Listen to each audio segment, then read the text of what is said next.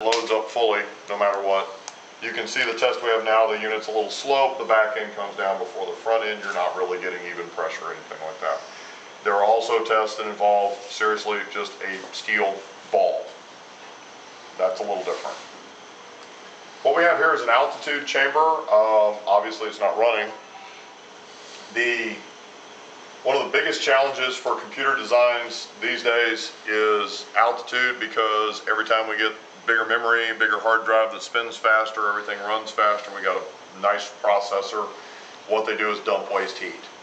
So every time we change generations of processors, we're typically bumping up how many watts are required to run the processor. Now, of course, you have probably noticed that there's a lot of low power processors coming out on the market now, but in a notebook, we are still challenged with heat removal, especially at altitude. At altitude, we lose air density. When we lose air density, we lose the capacity to carry the heat out by forced convection, which would be fans.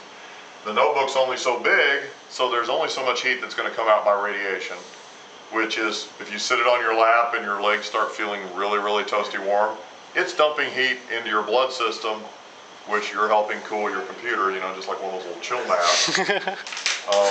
You know, of course, sweating on it doesn't do it any good, but the altitude test will go very high, very hot, very high, very cold, and test the cooling of the unit. This will affect the acoustic performance typically, because the higher the fans run, typically the louder they are. Now, portables are famous for having fairly quiet fans because you can't put those big screaming monsters in them.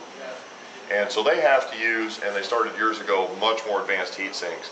The heat sinks on these machines are just absolute wonders of thermal engineering. You have fluids that change phases, and it turns into a gas, and it goes over here and turns back into a liquid and cools down and goes back onto the processor.